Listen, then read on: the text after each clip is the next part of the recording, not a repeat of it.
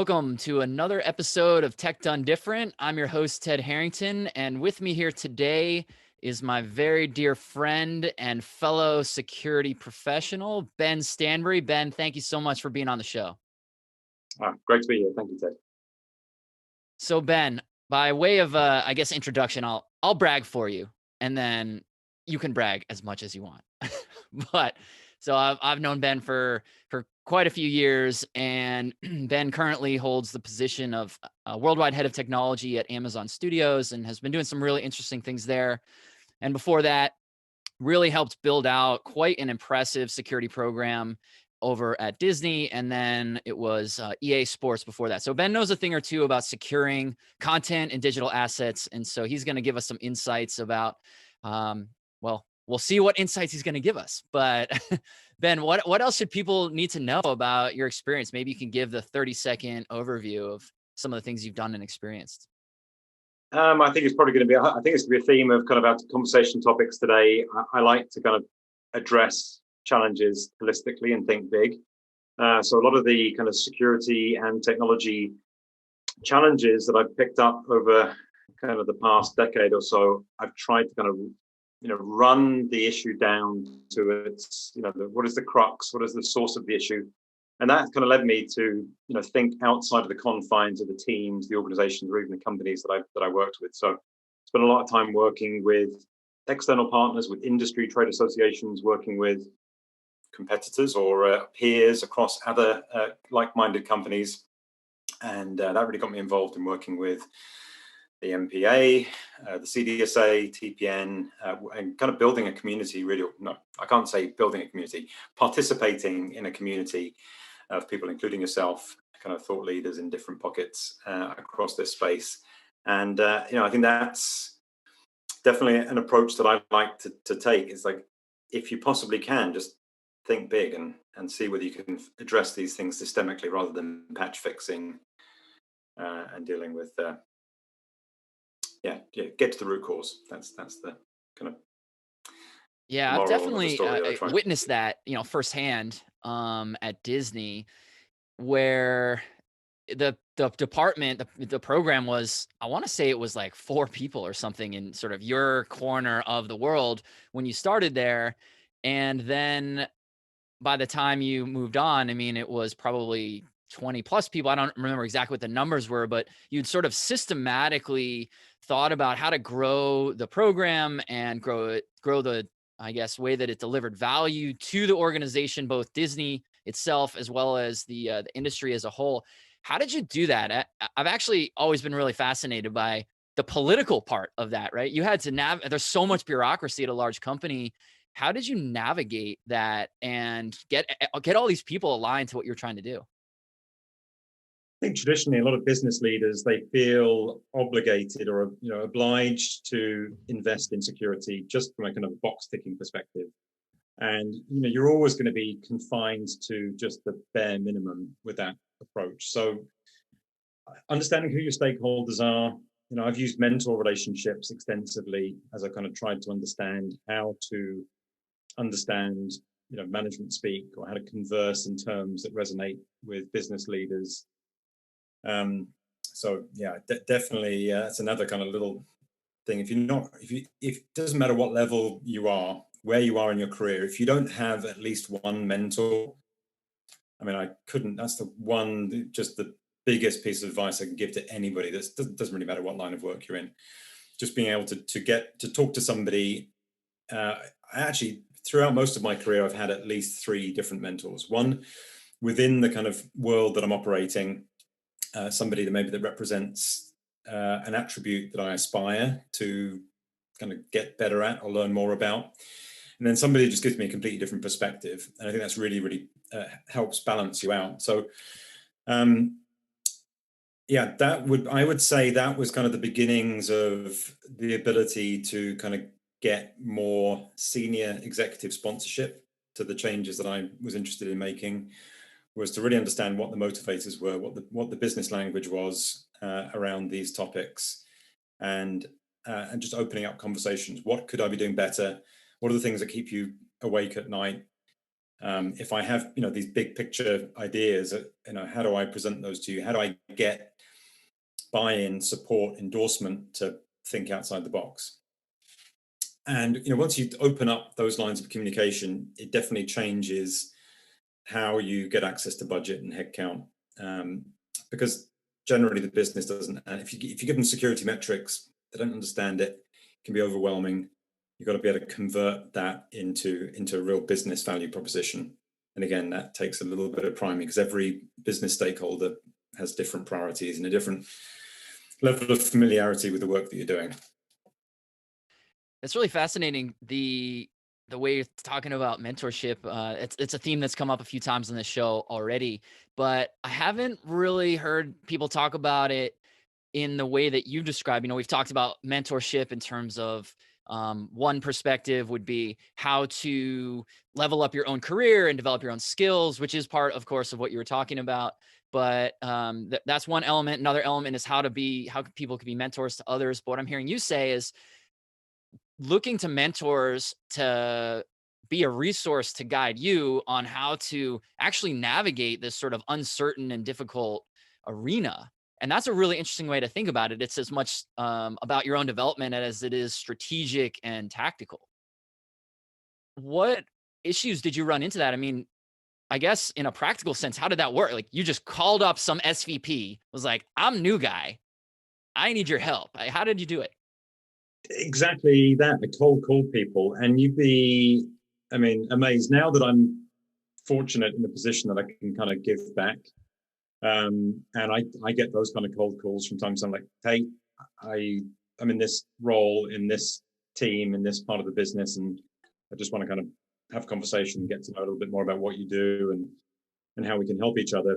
It's as simple as that. And nobody ever turned me down. I didn't ever have any executive leader say, I'm too busy. They wanted to share their experiences, their learnings, their perspective. And, most good leaders, they also are just inquisitive about you and how can they help somebody that is looking to grow and learn. So yeah, I definitely try and pay that forwards. I try and kind of give the same focus and attention to anybody that approaches me, that I was fortunate enough when I reached out to mentors. So yeah, everybody out there listening, if you like I said, if you don't already have mentors, get out there and do it, and find people to learn from. And if people approach you, like, really kind of invest in that relationship as much as you possibly can, because it can be a real game changer. It's so fascinating because I think you're addressing the maybe an unspoken fear that a lot of people have about this topic, right? They're like, "Oh, that person's so busy. They're so important. Why would they care about me? And I'm new, and all these things."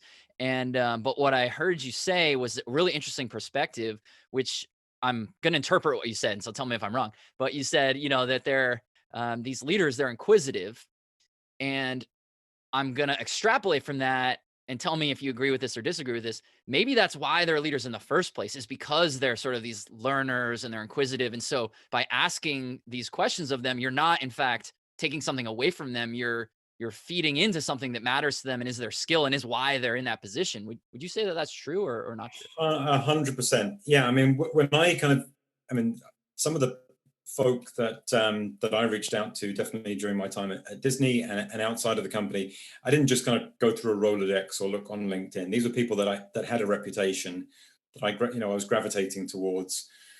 And yeah, I think probably all of us in our kind of personal life and our career experience, you see people that are natural leaders, or for one reason or another, it's somebody that you want to, like, this person just has a knack. How do they do what they do? I mean, their world seems so complex, or they're such a good public speaker. And it's just fascinating what you learn as you get to know some of these really high profile executives and leaders. They're just as terrified as you or me with public speaking. Maybe not Mhm. the grand Ted, who's a The natural grand public Ted. speaker.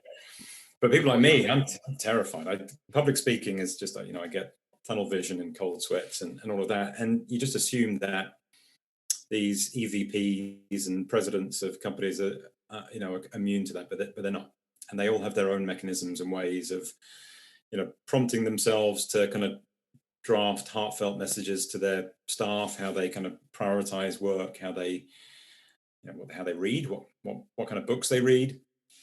Just lots of interesting learnings, and you just realize that actually, do you know what? I can do that too. They're a little, I've got to start small. I'm going to kind of perfect this behavior, or I'm going to wake up every morning and do these 2 or 3 things.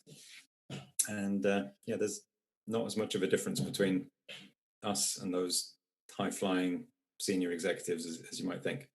Right. They're humans, just like just Right. like the rest of us. Yeah.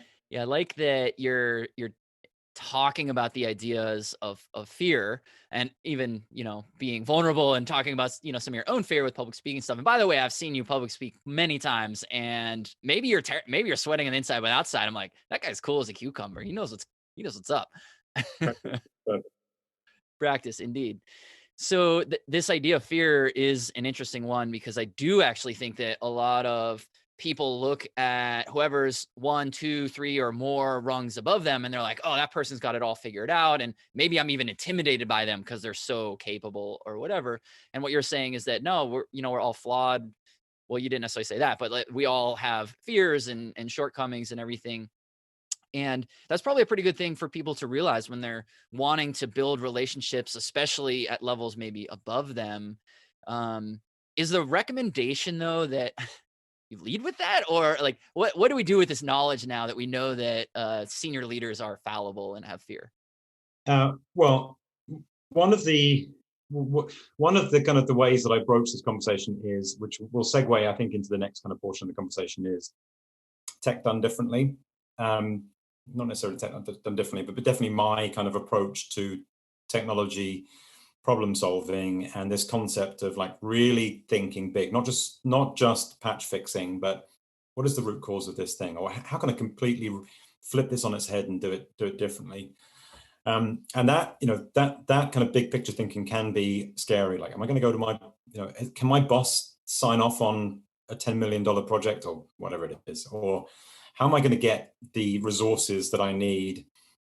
So sometimes you go to the mentor, I have brokered these kind of mentorship conversations. Like, I've got this challenge, I've got this proposal, I want to just talk through this in technical terms and help understand the narrative that's going to resonate with other executives. So sometimes you kind of enter into the open up the mentor discussion with a specific topic. Sometimes it's just like, I want to learn a little bit more about your background, some of the mechanisms and behaviors that you fine-tuned that have helped you be successful. And that's what I was kind of alluding to, just these little shortcuts or these little kind of secrets that help people kind of climb the career ladder. What is the thing that you need to focus on? What gave you your first break going from individual contributor to a manager, or from manager to senior manager to director? What were the things that you did? Because the worst thing that you can, well, maybe not the worst thing.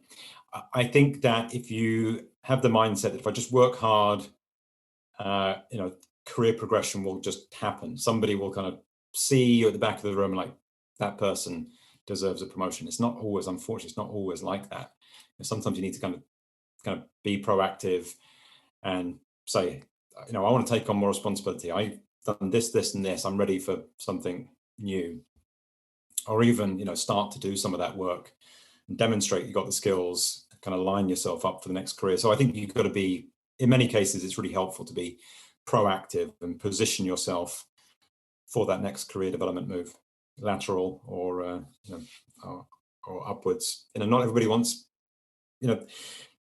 career progression can sometimes kind of be linked to managerial experience, and that's not always the right thing for managing people. Especially if you're a technical subject matter expert, sometimes the management track, it just isn't a good fit. So how do you kind of think about other kind of career development opportunities where that allow you to just kind of focus on the technical subject matter and doing the things that you love to do? And anyway, your line manager or managers around you may not understand how to give you the career progression that you really need. And I've seen that happen a lot, unfortunately, is people want progression, just because they want something new, or they want to see that they're kind of getting somewhere with their career, and then they start having direct reports, and they realize like, wow, this isn't for me. I don't like managing people. So you got to, the underlying message there is, the more assertive and more in control of stipulating what you want, what you need, understanding what you need, and articulating that to leaders around you can be beneficial. Yeah, and maybe that's even hard for people to figure out, is what do they need? Because you're right, it seems like to most people, the only logical progression is as exactly as you laid it out: individual contributor, manager, senior manager, and so on. And they're really different skills. I mean, you hear all the time about, someone who's like in sports, someone who's, this amazing, whatever, midfielder. They don't become a great coach necessarily. It's not like the logical progression, even though it feels like it is. They're completely different skills. So I guess it sounds like what you're saying is to, instead of inherently focusing on just going to what that logical next rung is, instead think about what's the logical progression for your areas of interest and your skills. Is that about what you're saying?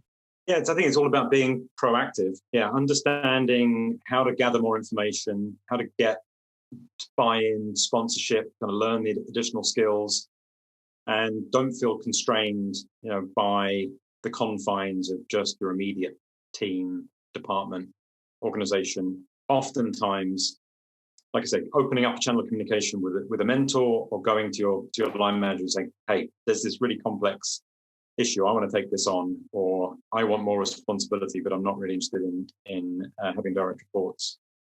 These are definitely some of the things that I have tried to tackle in my own kind of career progression, or where I have mentored people and just giving them the confidence, like, yeah, what you're saying is totally reasonable.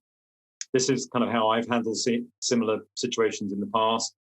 This is kind of some tips that I would give you going into that conversation. But yeah, it's all about kind of, the empowering people to just go big. Don't feel like you have to just operate.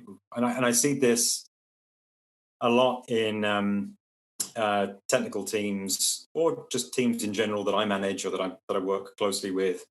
They feel constrained to just make decisions based on the resources they have available to them. And that's something that is a leap of faith, and it's definitely very scary, is addressing a problem that you know full well that you're not yet fully equipped to do. And you may understand steps 1 and 2, but you definitely don't know further down the line how you're actually going to solve this problem. But you know that it needs to be solved to address this holistically, and you know that you've got smart people around you that are going to help you out. And that's where all of these things we're discussing today is just like, taking that leap of faith, being brave, making sure that you've got some support around you, either your direct kind of management structure, or other sponsors and executives that help you kind of define your narrative. But yeah, that's definitely an approach that I like to take, and I really respect in others that I see, is that even if the road ahead is unsure, that they go for it. They think big. Yeah. They try and tackle that big problem. They try and write that book.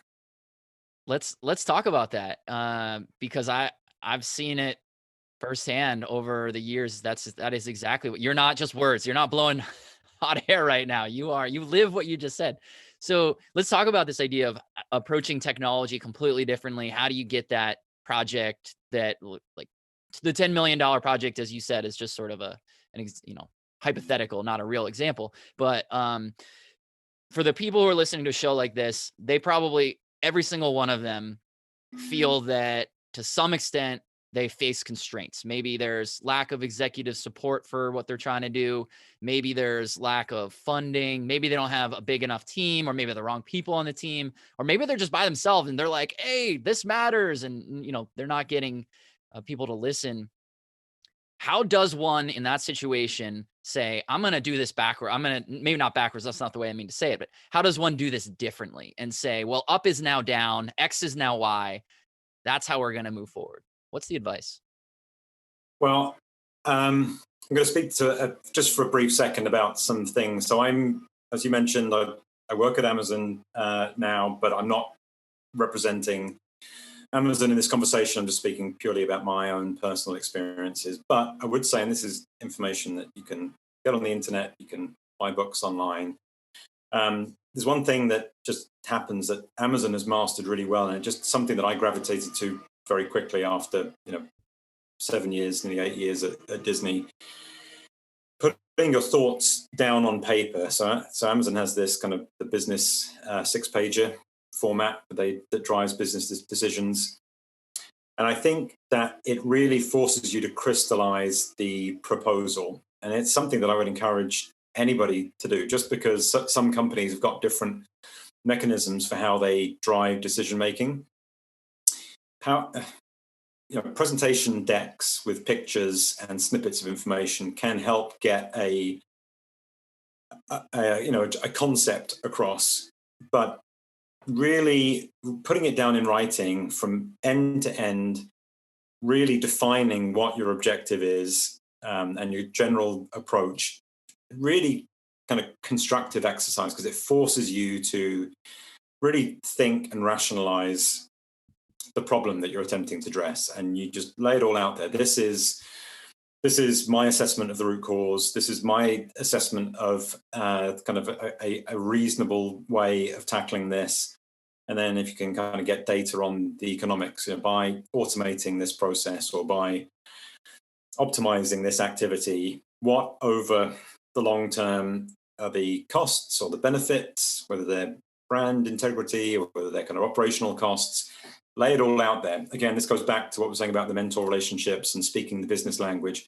What are the things that, if your marketing organization or if your retail division, if they're presenting a business case and people are going after headcount, funding, strategic support, what are they asking for? And if you can get your pitch to look more like a conventional pitch within your organization with all of that well-rounded information, what is your CFO, whoever in the organization is going to be looking at your pitch? If you're thinking big picture, it's going to be those senior executives, which is why the mentor relationships are so helpful, to kind of just make sure that you're talking the right language, that you're using the right terminology, and that you're not presenting a pitch or proposal that has gaps. And I've been in this situation, and maybe I've learned some of these things from my own kind of failures, but it can be really embarrassing being in a room virtually or physically, making a pitch and getting answered what in that moment just feels like such a logical question, and you don't have the answer for it. You didn't think it through, or you didn't come with in the appendix a little kind of table with some stats. Understanding what questioning, the rigor around the questions and producing a well-rounded pitch. It's such a healthy exercise. And even if you don't get your proposal endorsed, you've just had a chance to sit in front of some senior folk, and they've seen your mental process and your rigor and your work ethic and your writing style, which can be helpful to kind of, most of us haven't written a lot since school or college, and actually it's a really helpful business tool if you do it right. So yeah, that's my advice: is you got to do your homework. It's just the idea itself is great, but you need to flesh it out, and you need to get it proofread, and you need to get those inputs from your peers, other experts. But ideally, how are the executives that they're going to sign off on this? How are they interpreting the information that you're putting in front of them, and what questions are they going to ask? And forewarned is forearmed. Wow, there's so many interesting insights woven into what you just said. So let me spit some of them back to you, and tell me, and maybe let's talk about some of these different elements. So some of the things I heard you say were, number one, it sounds like know your audience, know what they're looking for, know how to speak their language. The second thing I think that I heard you say was, because of, and I'm interpreting this based on the sort of 6-page concept, that brevity is important. So be able to make your point and make it quickly. And then it sounds like the third key takeaway was to be really clear and precise, like set your objectives, set how you're going to do it, set how you're going to measure it. And then it sounds like if you do those three things, one of the other things I heard you say was that even if the project doesn't succeed, you wind up getting a benefit because you now just had this dog and pony show in front of these executives and they're like, wow, that's a smart person. Does that sound like a right way of organizing what you just described? 100% right. And that's, that is these are some of the, the shortcuts to career development in my mind, both, firsthand experience and now, being in the chance of being in the position of being the executive reviewer. I always am looking at the pitch with both of those lenses. Is this a good idea? Is this something we should be investing in? And I'm looking at the individual or the team that have come with this pitch. I'm like, all right, how well did they think this through? Did they do their homework? Did they take the time to spell check and grammar check? Do they understand the customer? Do they understand the problem? Are they showing a concise kind of strategic pitch? And this is something, by the way, that is an ongoing, never-ending skill. I have to write these materials. I produce these pitches, and it's tough. There's a lot of late nights and weekends. Nobody's saying that any of this is easy, but that is definitely what it takes to differentiate yourself, differentiate even if you're in the perfect spot career-wise and you just love what you do, you don't really want to do anything else, but getting your ideas out there. And so many of us, either in the past or now, we feel like we could do so much more if we had more money. And I've had so many different examples where the higher up the executive ladder you get, obviously the economics change a lot, and it's as strange as it sounds, it can be easier sometimes getting approval for $1 million or $10 million than it is getting approval for $75 to buy this software license. You get into a different realm with different strategic considerations. And if you resonate, if your pitch resonates, it's amazing what doors it can unlock. And you'd be really surprised that if you educate, because information gets filtered and redacted and almost unrecognizable from its source. By the time senior execs are reading information about your program or what you're doing, they may be getting a bullet point or a paragraph. They don't really understand everything, all of the challenges and issues that are going on at the ground level. Unless you've got really, really good kind of management reporting, which just is not generally done as well as it should be. So, oftentimes that kind of a light bulb moment, that aha, like, wow, okay, we're not doing this. I agree with you. This is an issue. We as a company or we as a division, we shouldn't have this problem going on. We shouldn't be spending this many cycles on this task that if we invested in X now, we could automate this, or we can modify the process to make it more, increase the integrity of the data or the better internal customer experience or external customer experience. But yeah, that opportunity to just lay it out there, you'd be surprised at how much kind of backing you can get if it's an idea that resonates. So yeah. So I'm really interested to put myself in the shoes of those people that you are pitching ideas to, and I think many of the listeners of this show will also be interested. So there's sort of, I guess, two angles I want to go down on this. So we'll pick one, and if we come back to the other one, great. The first is, I'm curious from your experience, how you think those decisions are made, and I guess maybe that's a really broad question. So to put a little bit of maybe a box around it, there's sort of, as I understand it, there's sort of three ways that humans make decisions. We make decisions emotionally, we make decisions based on logic, and we make decisions based on data. So, and obviously any decision has a combination of those two and maybe skews towards one more than the other. But in your experience, in your opinion, of those sort of three categories, and there may be more, but use that as a starting point. Hmm. How do you think these decisions are largely made?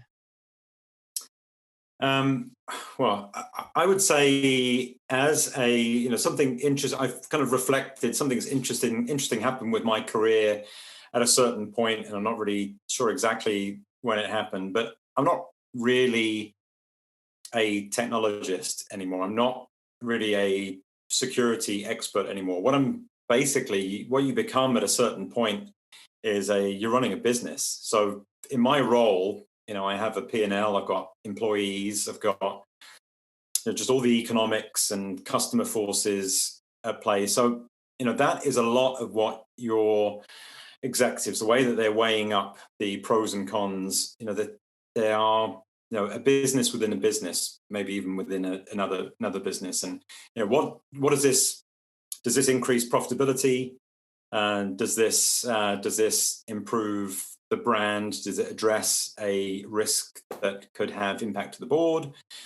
So it really depends on the pitch, but there is definitely a portion of the leader's mind that is thinking about the pure, math and economics of the pitch. There's another one that's thinking like, is that yeah, again, it kind of really, really varies by case to case.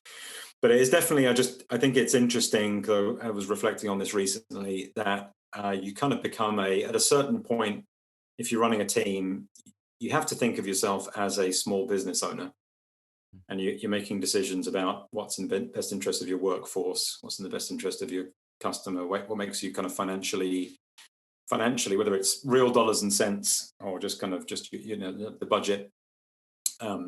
That's often why I find automation and process de-duplication are really topics that resonate. And if you can frame your pitch around issues that that are going to resonate with the business, because that's definitely something I always try and reflect in my proposals, is by executing this change or by investing in this change, yes, it's potentially a large amount of dollars and cents, but this is going to mean that next year your incremental headcount growth is going to either stay flat, or we're going to be able to support international expansion without the need for in-territory headcount in this particular area.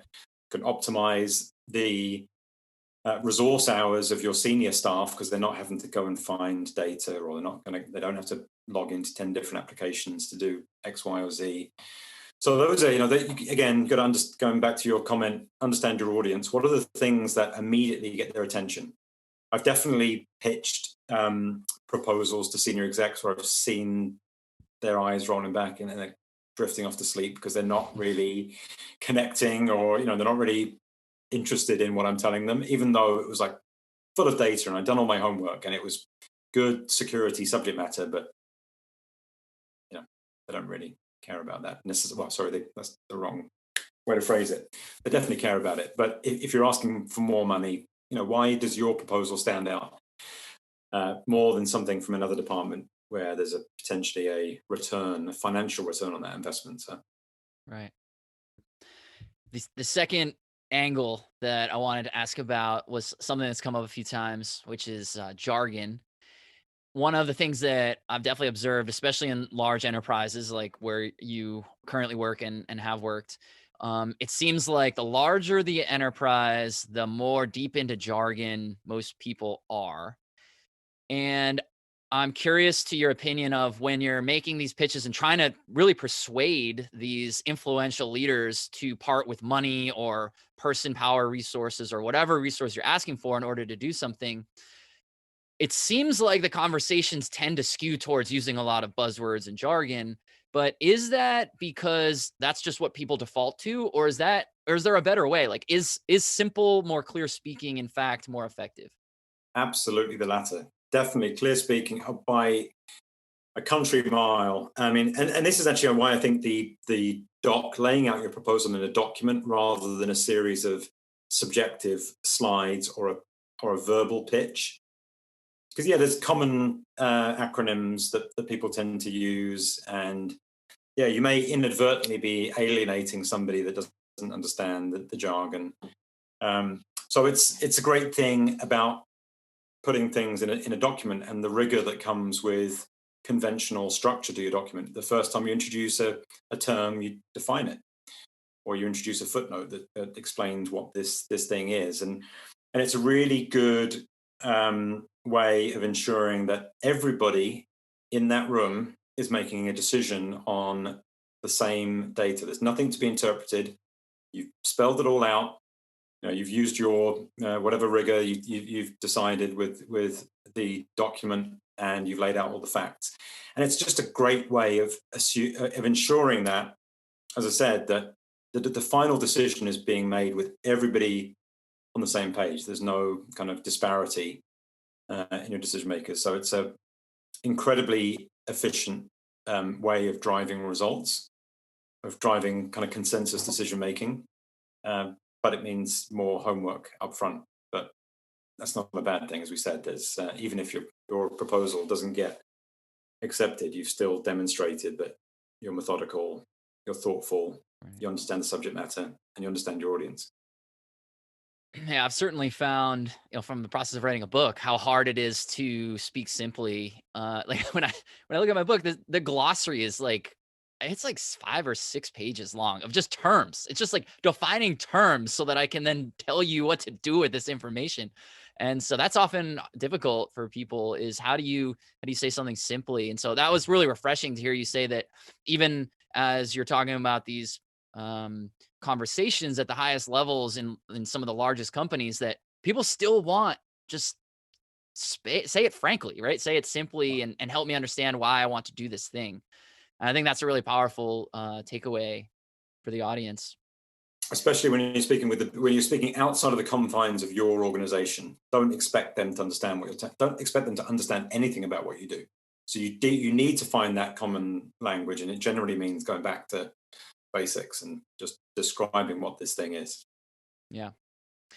So let's talk about if there's an example that you can mention where either something that you're really proud of that succeeded, or maybe something that did the opposite, that failed, that was this core idea of thinking differently, going against conventional wisdom. You've certainly been involved in some really big technology initiatives. I mean, as you said, now you're sort of growing away from actually doing the initiatives themselves. You're more approving the initiatives now. But what are some examples of something you've been involved with, you've been really proud of, that you said, hey, everyone was approaching it in this one way, and we said, let's do it this other way? And what happened? Wow, that's a good question. I haven't kind of prepared for this. Let me try and think.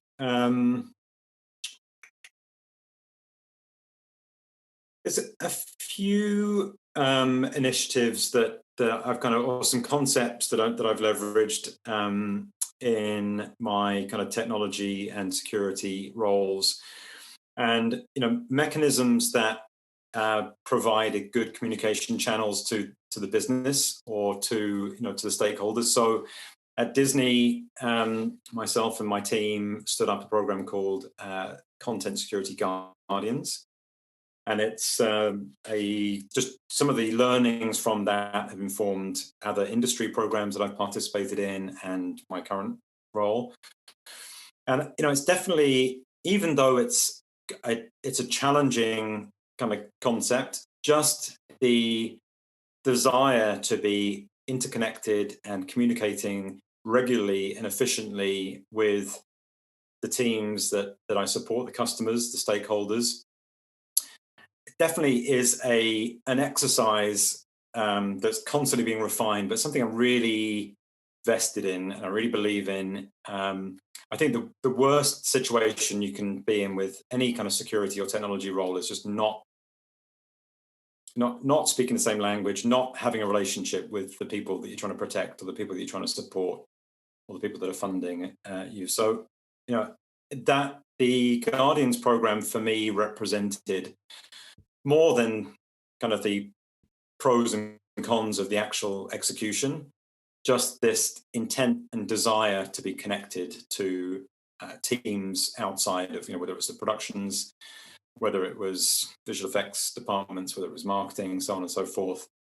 Like, let's just get out this. Let's invest the time in having dialogue and preparing materials that we think that these communities are going to digest, are going to appreciate, and I think that's I think just broadly speaking, that whole idea of building mechanisms and getting feedback, even if, oftentimes, well, soliciting feedback can be tough because you're asking a question, you're preparing yourself to get some positive feedback, and then you get something that kind of takes the wind out of your sails, and you're like, oh man, okay, things are not perfect, and the customer isn't like perfectly happy. But what you start to realize is by soliciting feedback and having that open channel of communication, it's a gift. If somebody's willing to be honest with you and tell you that you could be doing, you're doing this thing great, but this kind of sucks.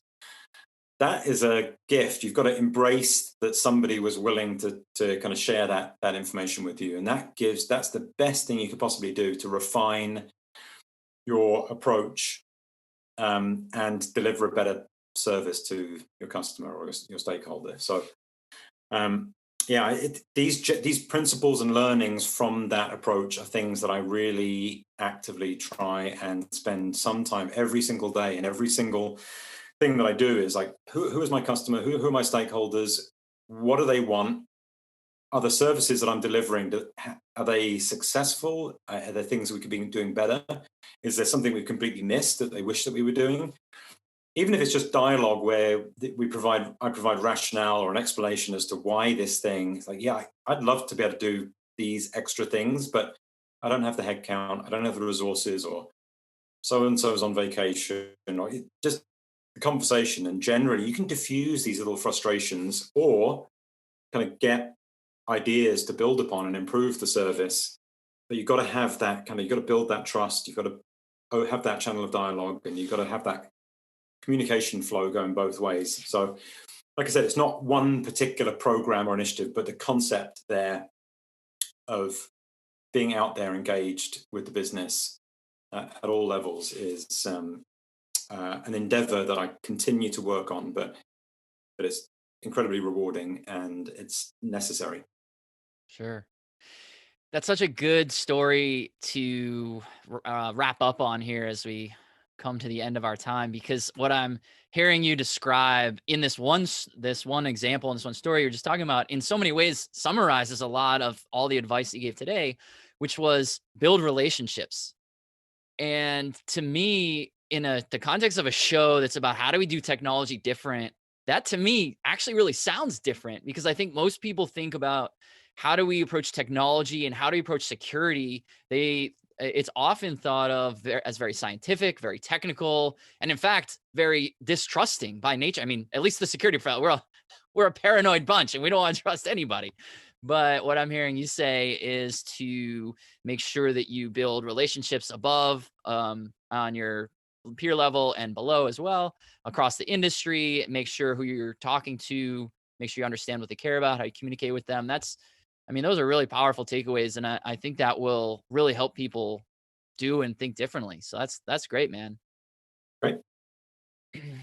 Cool. Well, as we wrap up, I guess, what's next? If you pull out your crystal ball, what do you see is coming around the corner for just technologists, or where technology's going, or where security's going, or where enterprise are going? Answer that however you want, but whatever you think you have a view on what's coming Um, next.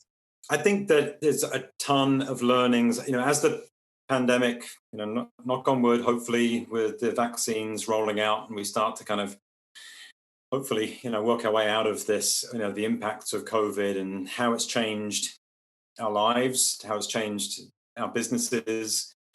And, heaven forbid, something like this happens again. We've definitely experienced triggers for moving, virtualizing more workflows, being more location independent. So, I think that, the pandemic has accelerated adoption of, we're on Zoom right now, and I don't think I'd ever heard of Zoom before COVID. Maybe I had, but definitely there are a number of little things that have changed that have accelerated adoption of cloud-based solutions and workflows, and are forcing companies and individuals to reevaluate: do I really need to be in the office? Do I need to install this piece of software on this machine? So what I think is coming next, I think, some transformations, small, medium, and large, and more virtualization, more driving reinvention of kind of technology platforms.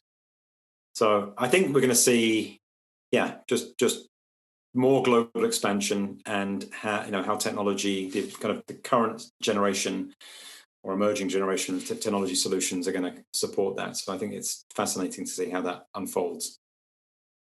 Awesome, man. I love it. Well, thank you so much, Ben, for being on the show. I've personally learned out of this. These are questions that I've wanted to know the answer to. So thank you for that. I think our audience will really appreciate it. And thanks for your time today. And for everyone else, make sure you stay tuned at tedharrington.com/podcast, where we'll make sure we're posting Ben's episode and many more to come. So Ben, thank you for your time. Thank you. That was fun. Thanks, Ted. And thanks, everybody.